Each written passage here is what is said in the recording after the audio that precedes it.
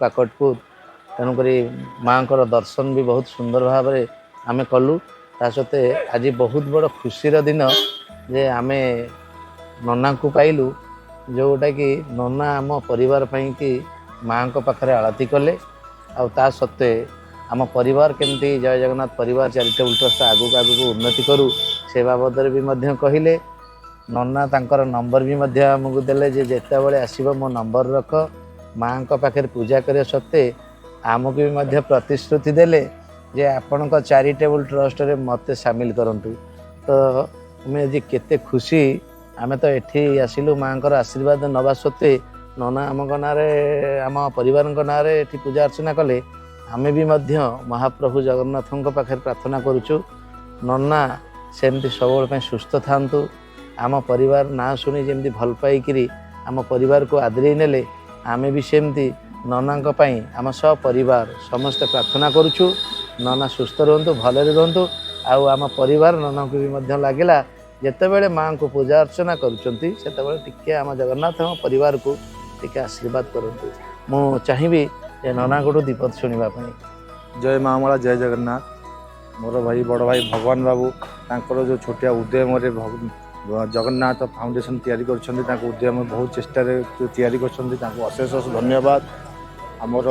आज भाई जो सुहागपुर पंचायतर पकीसा ग्राम 100टी कमल विशिष्ट ब्लांकेट किसी वैशिष्ट व्यक्ति मानक बांटी निज हस्तरे मंगला मंदिर आसबार भाई गोटे उद्देश्य था कि भगवान जगन्नाथ चैरिटेबल ट्रस्ट आगू केमी जाऊ समस्त सुविधा सेवा सुविधा जोगाई भाई मत आम काकटपुर पंचायत किसी वितरण करने प्रतिश्रुति देते धन्यवाद जनाऊँ भाई को माँ मंगला पाखे एति प्रार्थना कर जगन्नाथ एति प्रार्थना करी कि जगन्नाथ जो चैरिटेबल ट्रस्ट अच्छी उन्नति हो आगू को बहुत मेम्बरशिप बढ़ु आगू आगू से एक्सपेंशन हो माँ के आशीर्वाद बढ़ी चलू जगन्नाथ फाउंडेशन ये कह माँ को पाखे पहुँचीचु जगन्नाथ परिवार चैरिटेबल ट्रस्ट तरफ आज आमर यही निकटवर्ती गाँव में एक गरीब असहाय निष्पेषित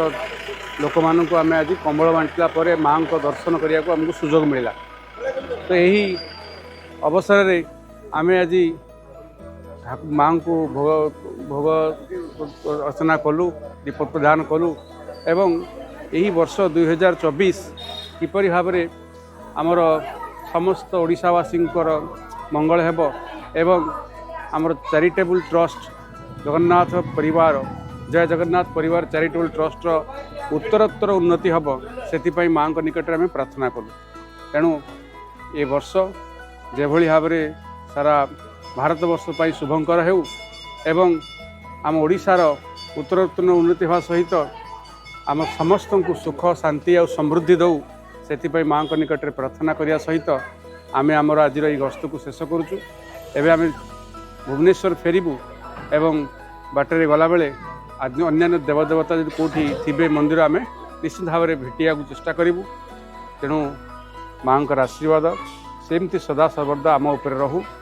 ये कही मोर